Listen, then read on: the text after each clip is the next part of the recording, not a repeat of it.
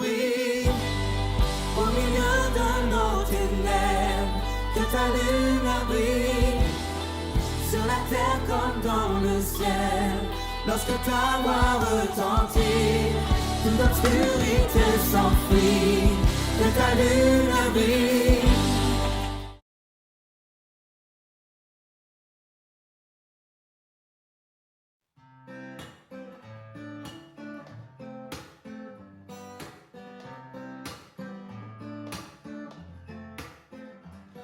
Quel beau soleil dans mon âme, il éclaire, illumine tout.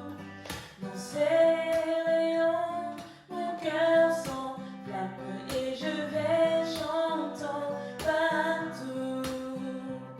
Dans mon âme, un beau soleil brille, ses rayons doux et joyeux.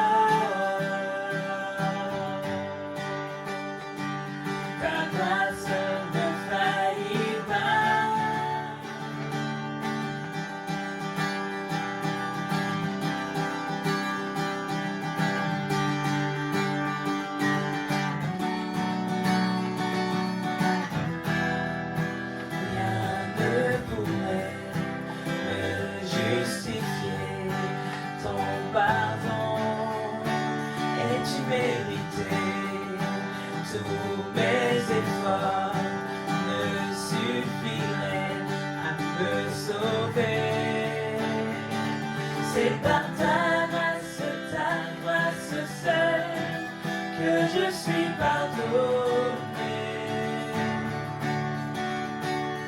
C'est par ta grâce seule que tu m'as racheté. Oh, oh.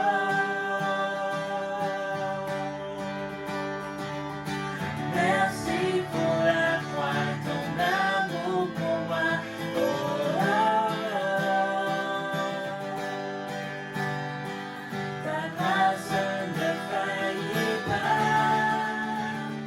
Oh, oh. Merci pour la croix, ton amour pour moi. Oh, oh, oh. Ta grâce ne faillit pas.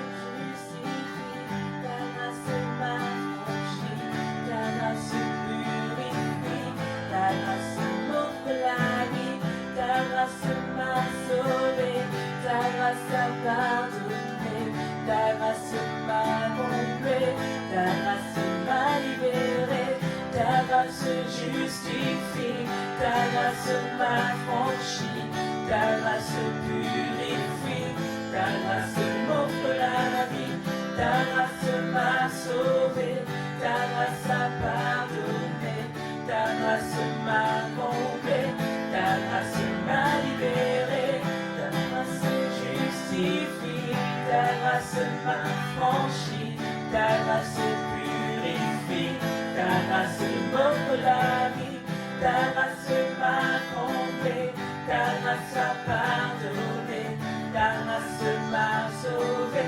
ta grâce m'a libéré.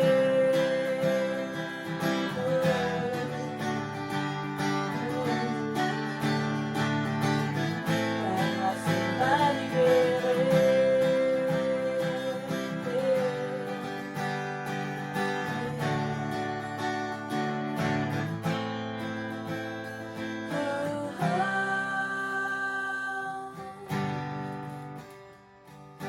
Merci pour la croix, ton amour pour moi. Oh, oh.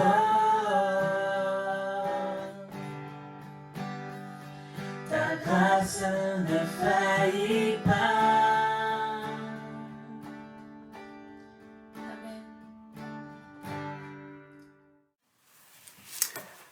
Bonjour, très heureux de pouvoir partager ces instants avec la grâce, avec la bénédiction du Seigneur. J'aimerais que l'on puisse vraiment vivre quelque chose de particulier autour de la parole de Dieu en cette fin d'année 2020. Est-ce que vous avez aimé 2020?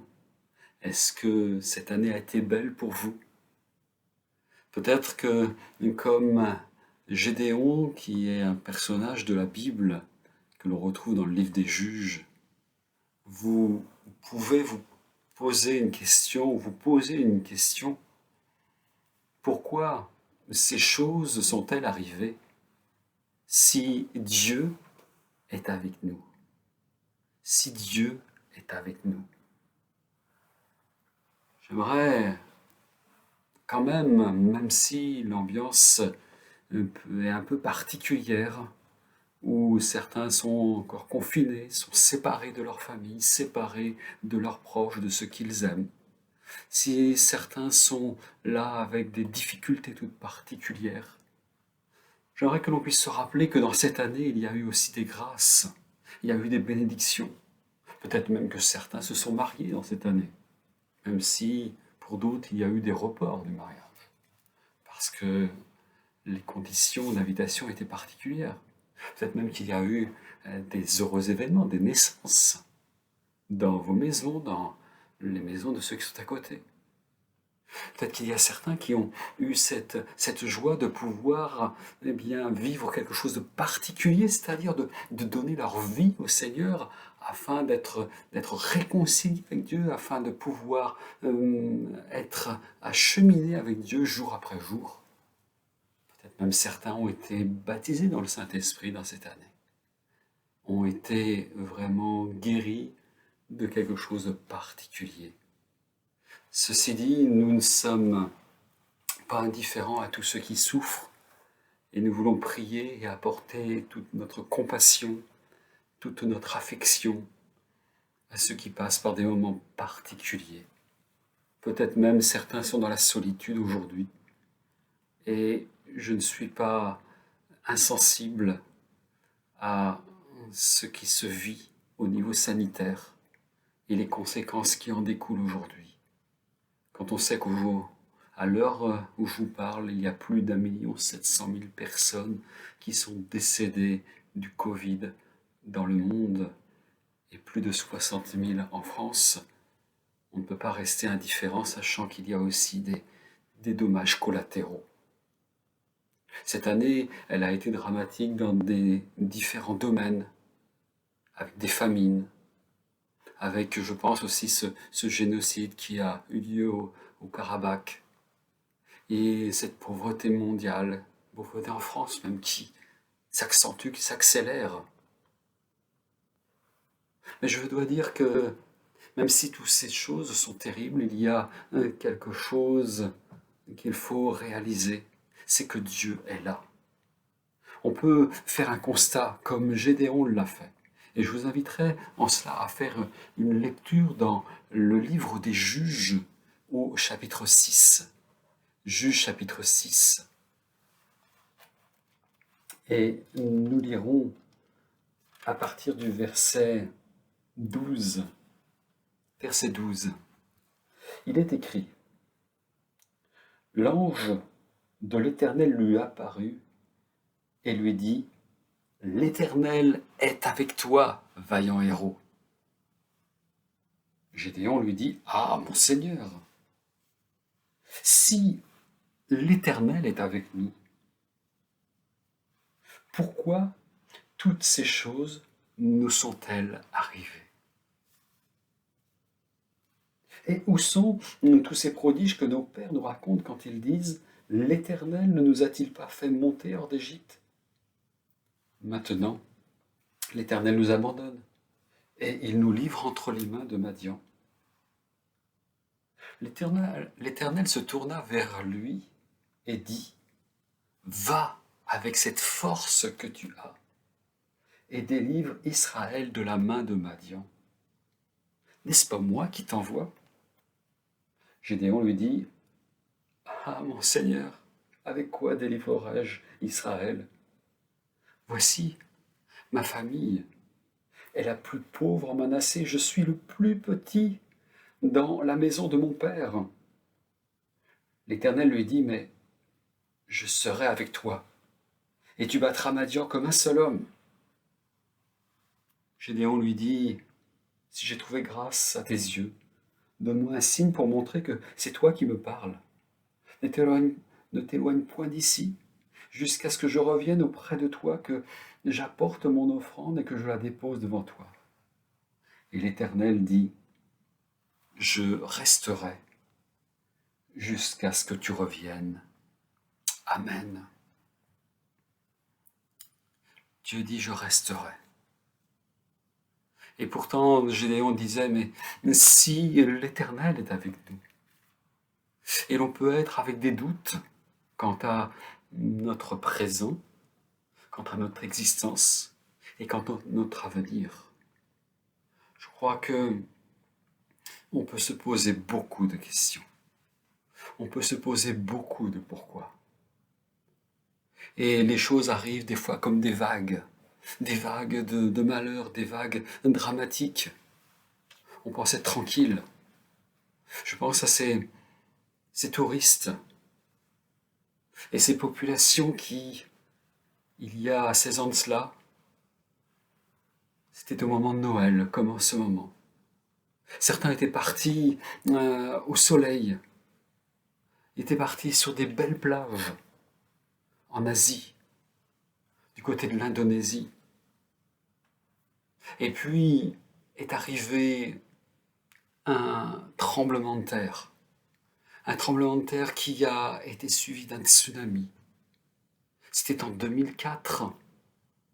Et il y a eu ce bilan terrible sur toute l'Asie, sur plusieurs pays d'Asie. sur la Birmanie, sur l'Inde, sur l'Indonésie, je disais, bien d'autres pays encore, 230 000 morts, 230 000 victimes, alors que tout semblait tranquille, alors qu'il y avait un temps qui était passé. Nos soleils, avec des moments plaisants et la mort à faucher.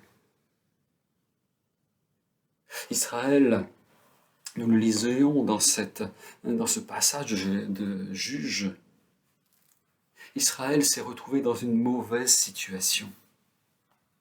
Israël s'est retrouvé à un moment donné dans les cavernes, dans les fossés, se retrouver là, et bien comme enfermé, comme nous aujourd'hui, étant obligés d'être confinés régulièrement.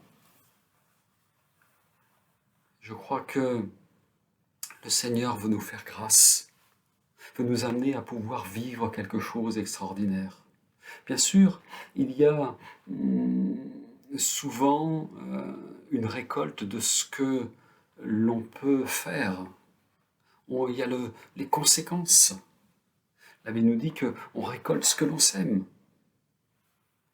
Et parfois, on peut être dans des moments de grâce, des moments de paix, et puis arrive, comme ça s'est passé en ce début d'année, un virus, un petit virus.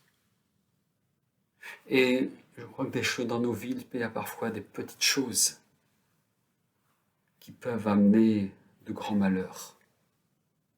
Il y a quelque chose par-dessus tout qui peut amener le malheur, c'est le péché. Et on peut être dans la paix et à un moment donné succomber à la tentation et tomber dans le péché. Et puis là, on se retrouve dans une oppression d'un ennemi. Par la grâce de Dieu, il nous a été donné Jésus qui nous permet de pouvoir demander pardon pour nos péchés. C'est ce qui s'appelle, la repentance. Et cette repentance amène une délivrance de la part de Dieu parce que Jésus a tout payé à la croix. Et quand nous sommes délivrés, nous avons cette paix. Et parfois, malheureusement, cela est comme un cercle où, quand on est en paix, quand on est moins vigilant, on se retrouve à tout à coup succomber. Mais je crois que le Seigneur ne veut pas que nous puissions nous installer dans ces difficultés. Je crois que nous pouvons nous poser des questions, et parfois ces questions sont légitimes. Mais le Seigneur nous demande d'avoir la foi en cette année 2020, en ces quelques jours qui restent. Et avoir la foi dans cette année qui va se présenter devant nous. Je crois que lorsque nous sommes dans les difficultés, dans la faiblesse, parfois on peut dire des choses insensées. On peut manquer de discernement.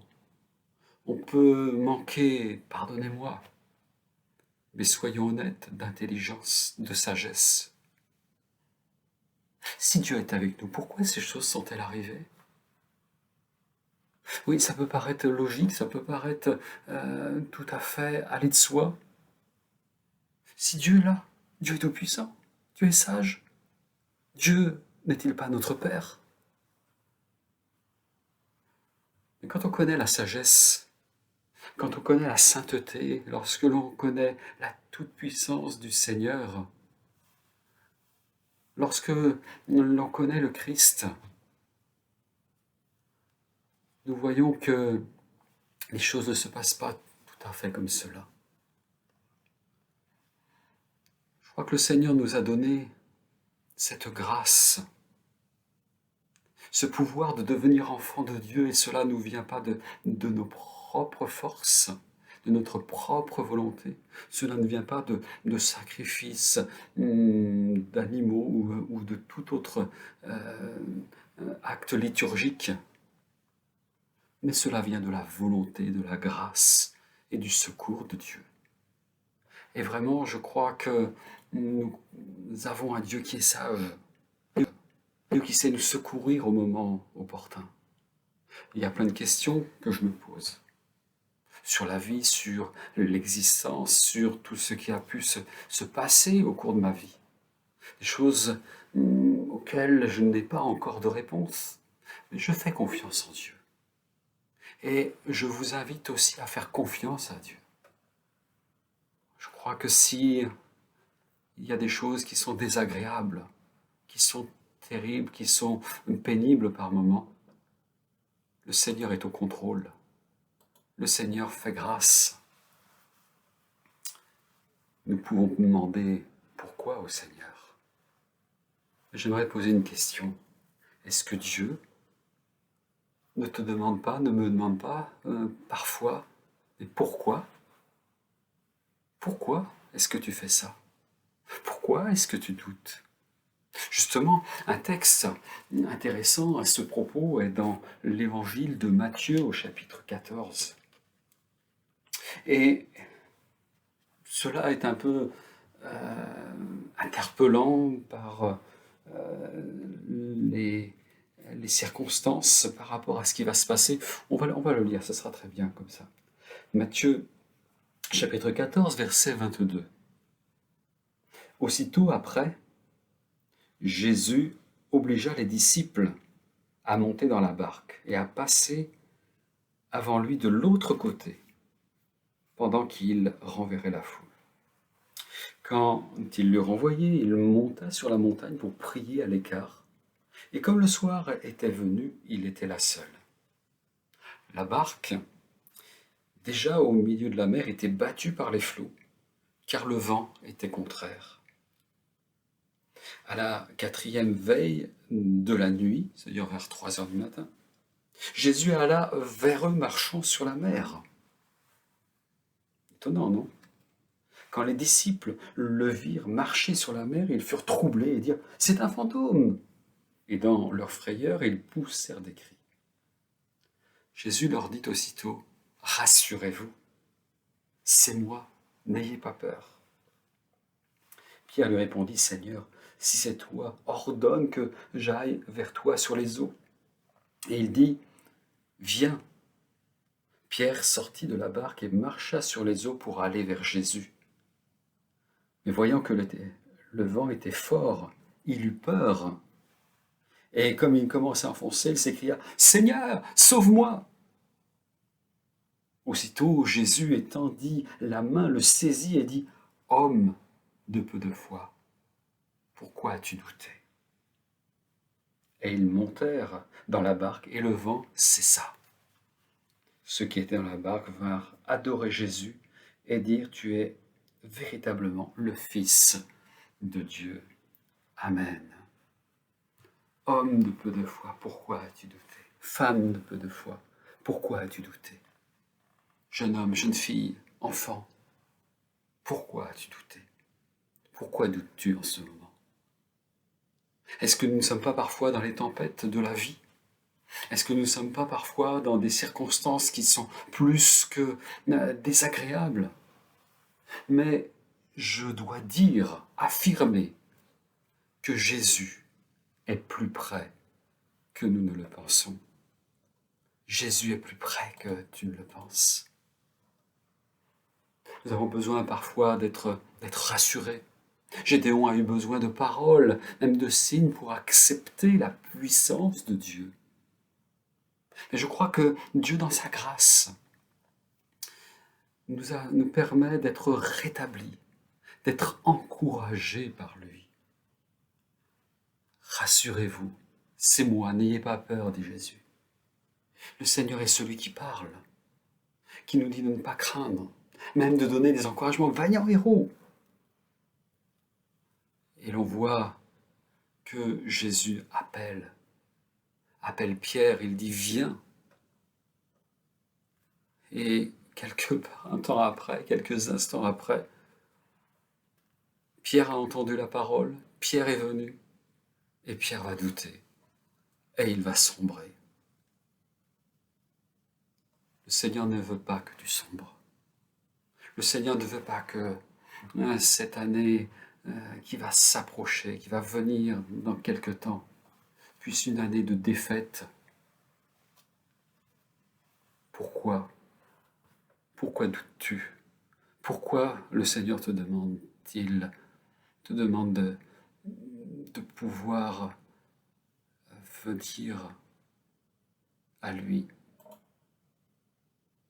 Jésus veut t'apporter cette réponse, car il est ton salut, il est celui qui t'apporte sa grâce, il est celui qui t'apporte son amour. Et si toi tu poses des questions pourquoi, lui aussi peut te demander pourquoi, alors qu'il t'aime, alors que Dieu t'aime, alors que Dieu a tant aimé le monde, qu'il a donné son Fils, son unique, afin que quiconque croit en lui ne périsse pas, mais qu'il ait la vie éternelle. La réponse de Dieu se manifeste dans son amour à la croix. Gédéon vivra des choses extraordinaires.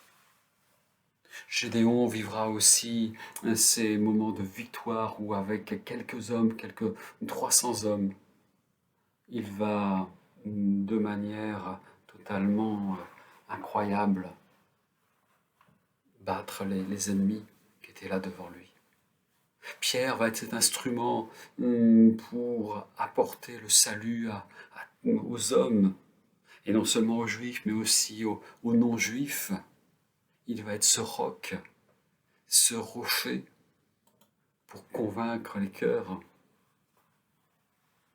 Et je crois que nous devons vraiment être fermes en ces instants, fermes sur la parole du Seigneur. Cette parole qui ne varie pas. Je crois que le Seigneur nous donne de pouvoir apporter quelque chose de nouveau, une atmosphère nouvelle, un climat nouveau. Où sont ces prodiges que nos pères évoquaient? C'est ce que Gédéon a dit. Nous ne voulons pas regarder seulement à ces choses du passé. Mais ce que je remarque, c'est qu'aujourd'hui, le Seigneur est celui qui fait grâce. Nous ne voulons pas aujourd'hui endurcir notre cœur, mais au contraire, écouter la voix du Seigneur. Et même si c'est compliqué, c'est difficile, peut-être crier à lui, peut-être lui demander de sa grâce. Mais sors de la barque. Sors de la barque, viens. Tu es ce vaillant héros pour le Seigneur, cette vaillante héroïne pour le Seigneur. Sois en paix, ne crains pas. Attache-toi au Seigneur, attache-toi à Dieu. Manifeste cet amour de Christ. Je crois que lorsque l'on est près du Seigneur, lorsqu'on a la foi, cela se voit, cela se remarque. Je crois que lorsque l'on a la foi, lorsque l'on marche avec le Seigneur, cela s'entend par nos prières, par notre louange, par nos chants. C'est de l'abondance du cœur que la bouche parle. Lorsque l'on a la foi, eh bien, il se dégage de nous quelque chose de particulier, une saine atmosphère. Nous devenons, eh bien, attirants, parce qu'un climat de paix, de joie, sort de nos cœurs et de nos vies. Nous ne voulons pas être, en cette fin d'année, avec des regards nostalgiques, mais nous voulons être remplis d'amour, de grâce du Seigneur. Nous voulons vraiment que le Seigneur puisse nous aider face aux interrogations, faire taire c'est pourquoi, mais vraiment être là, à nous appuyer sur la grâce, sur le rétablissement, sur l'encouragement de Dieu. Attache-toi à Dieu seul. Attachons-nous à Dieu seul. Oui, le Seigneur est digne de recevoir la louange. Dans ce texte de l'Apocalypse, au chapitre 4, verset 11, il est dit « Tu es digne, notre Seigneur et notre Dieu, de recevoir la gloire et l'honneur et la puissance, car tu as créé toutes choses. C'est par ta volonté qu'elles existent et qu'elles ont été créées. » Le Seigneur a voulu que nous soyons là, à l'époque à laquelle nous sommes, dans le temps dans lequel nous sommes. Notre responsabilité en cette fin d'année, c'est vraiment que notre cœur soit près du Seigneur. En effet, les circonstances ne sont sans doute pas celles que l'on aurait rêvé. Cependant, l'amour, la grâce, la bénédiction du Seigneur demeurent. Nous ne regardons pas aux circonstances. Nous voulons nous attacher à Jésus. Nous voulons vous prier pour que vous attachiez à Jésus, au Père, au Saint-Esprit, attachiez aux Saintes Écritures, car Christ est la réponse. Et la réponse à tous nos pourquoi. Dieu est à l'œuvre. Dieu est à l'œuvre. La fin d'une chose vaut mieux que son commencement. Je crois que le Seigneur est celui qui veut faire grâce en cet instant. Oh, que le Seigneur soit béni. Que le Seigneur vous donne de passer d'excellents moments dans cette fin d'année, dans sa paix, dans sa joie, dans son repos, avec son amour, et que son nom soit glorifié. Que Dieu vous bénisse. Amen. Amen. Amen. Amen. Nous allons prendre un chant qui dit « Saut avec puissance ».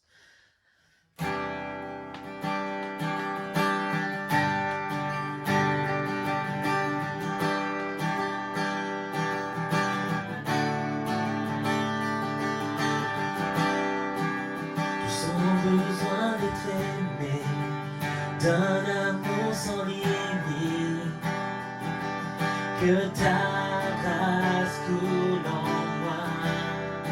Tu sens besoin de pardon, la bonté de sauveur, l'espoir des nations.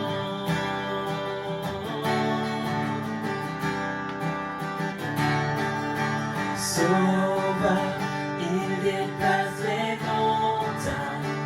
Mon Dieu sauve avec puissance. Il sauve avec puissance. Pour toujours, créateur du salut. Jésus a vaincu la mort. Il a vaincu la mort. Oh.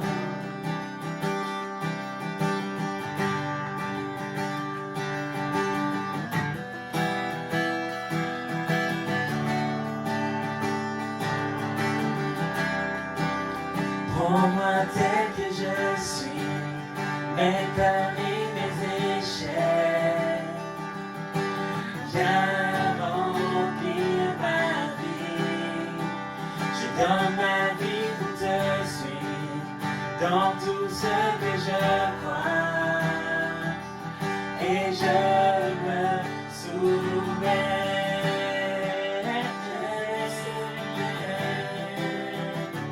Sauveur, Sauveur, il dépasse les montagnes. Mon Dieu sauve avec puissance. Il sauve avec puissance. Pour toujours, créateur du salut. Jésus a vaincu la mort. Il a vaincu la mort. Encore une fois, Sauveur, Sauveur, tu déplaces les montagnes. Mon Dieu sauve avec puissance. Il sauve avec puissance. Pour toujours, créateur du salut. Jésus a vaincu la mort. Il a vaincu la mort. Répondit pour que le monde voit. Nous chantons pour la gloire du roi ressuscité. Jésus resplendit pour que le monde voit. Nous chantons pour la gloire du roi ressuscité. Jésus resplendit pour que le monde voit. Nous chantons pour la gloire du roi ressuscité. Jésus resplendit pour que le monde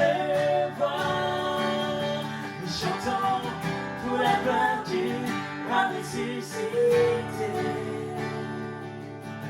Sauveur, tu